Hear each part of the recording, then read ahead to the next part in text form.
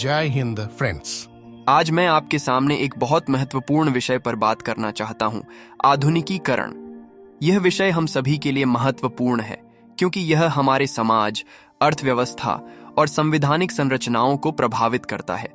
आधुनिकीकरण एक ऐसी प्रक्रिया है जिसमें हम अपने समाज और तकनीकी योग्यताओं को नवाचार के साथ बढ़ाते हैं। यह हमारे समाज को अद्वितीय और सुदृढ़ बनाने का माध्यम है।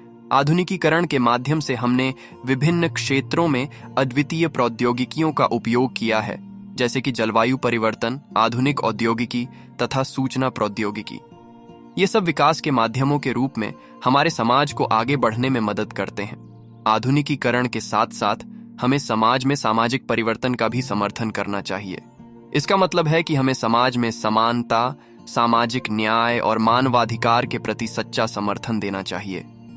आखिर में, हमें आधुनिकीकरण के माध्यम से हमारे प्राकृतिक संसाधनों का सही ढंग से प्रबंधन करने की आवश्यकता है, ताकि हम आने वाली पीढ़ियों को भी सुरक्षित और स्वस्थ भविष्य दे सकें। इसलिए मेरा संदेश है कि हमें आधुनिकीकरण के साथ ही आदर्श समाज की दिशा में बढ़ना चाहिए, जिसमें सबको समान अवसर मिले और हम एक सुदृढ़ और सशक्त समाज का निर्माण कर सकें।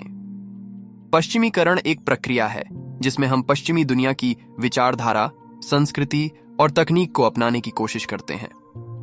पश्चिमीकरण का मतलब यह नहीं है कि हम अपनी आदिकालीन संस्कृति को त्याग दें, बल्कि यह एक समृद्ध और विशेष संस्कृति के साथ मिलान का प्रयास करना है। हम इससे नई और अधिक अच्छी चीजों का अध्ययन करते हैं और उन्हें अपनाने का प्रयास करते हैं। पश्चिमीकरण के माध्यम से हमने विज्ञान, प्रौद्योगिकी, व्यापार और विभिन्न क्षेत्रों में अद्वितीय उपायों का आदान प्रदान किया है। यह हमारे समाज को नवाचारी बनाने और उसे अधिक सुदृढ़ बनाने में मदद करता है। हालांकि हमें यह भी ध्यान में रखना चाहिए कि पश्चिमीकरण के बावजूद हमें अपनी मूल संस्कृति और मूल्यों का समर्थन करना चाहिए।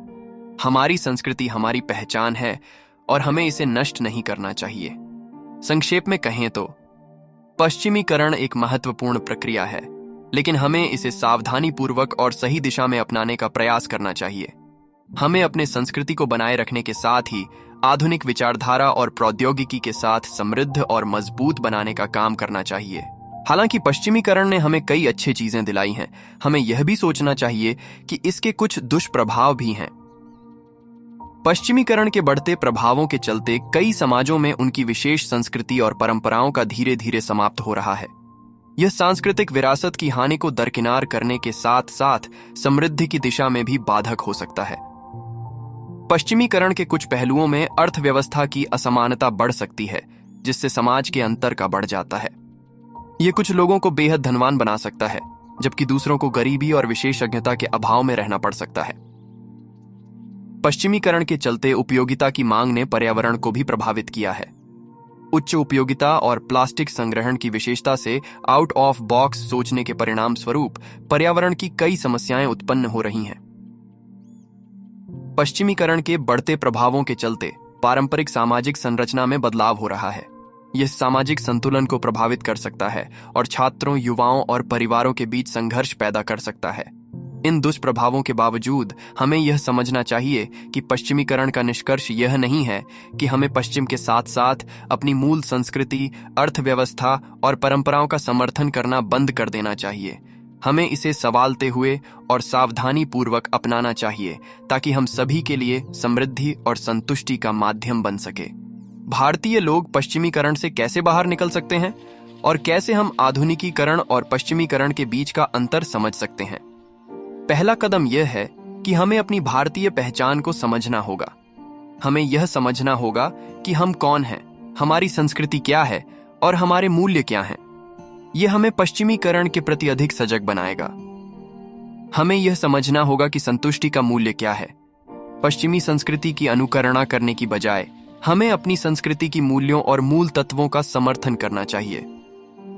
हमें समझना होगा कि आधुनिकीकरण और पश्चिमीकरण में एक अंतर होता है। आधुनिकीकरण का मतलब है हमारे समाज को बेहतर बनाने का प्रयास करना, जबकि पश्चिमीकरण का मतलब है पश्चिमी संस्कृति की अनुकरणा करना।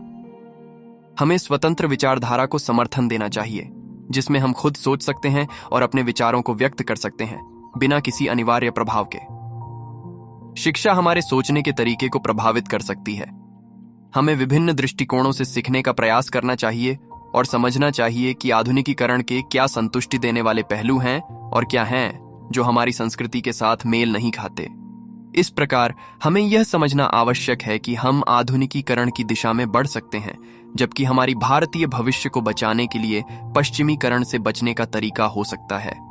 हमें अपनी भारतीय पहचान को मजबूती से अपनाने और समझने का प्रयास करना चाहिए ताकि हम सभी के लिए समृद्धि और संतुष्टि का माध्यम बन सके। जय हिंद, जय भारत।